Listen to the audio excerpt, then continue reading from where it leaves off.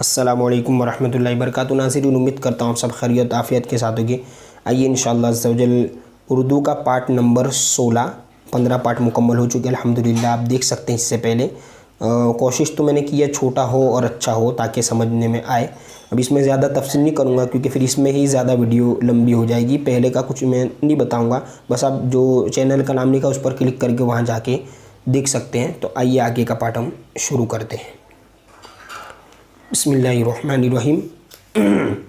अब यहाँ तक हमारा हो चुका था तामीर अदब जो हिस्सा अव्वल है। ठीक है, हिस्सा अव्वल इसका पेज यहाँ तक हो चुका है, पेज नंबर 28 तक। कुछ मतलब कि किताब जो दूसरी मकतब ने शाया की होती है उसमें फ़र्क होता है, तो आपको सिर्फ सबक देख लेना है कि ये जो मतलब कि वाव वाला पूरा हुआ। अब ये अलिफ़ मकसूरा यानी इस तरह का अलिफ जो या की तरह लिखा जाता है। ठीक है, इसको पढ़ना तो अलिफ ही है लेकिन लिखा हुआ होता है, या पढ़ी नहीं जाती।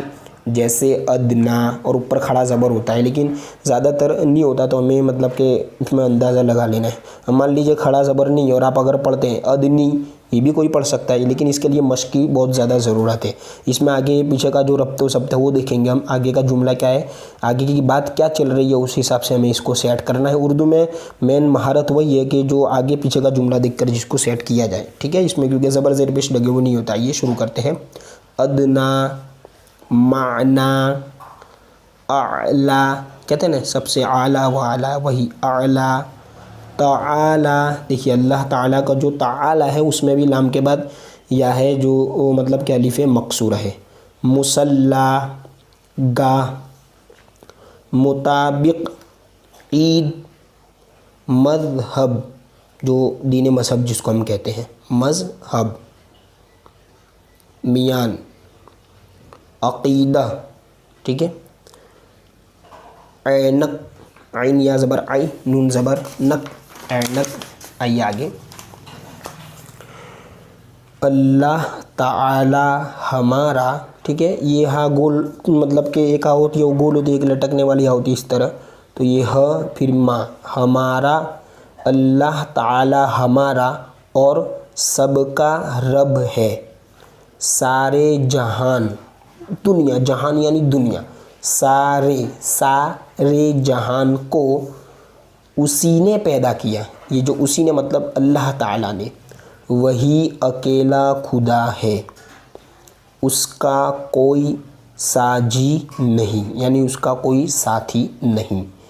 ईदगाह, ईद ये गाफ है। ठीक है, गा की जो आवाज़ होती है, तो गईन भी आता है गाफ, ग की आवाज़ के लिए जो ग साउंड है उसके लिए, और ये एक गाफ आता है जो काफ की तरह होता है लेकिन इसके ऊपर एक लीटी होती है। तो ईदगाह में अदना, आला, अदना यानी दरमियानी, आला यानी बड़े, अदना आला हर तरह के लोग आते हैं।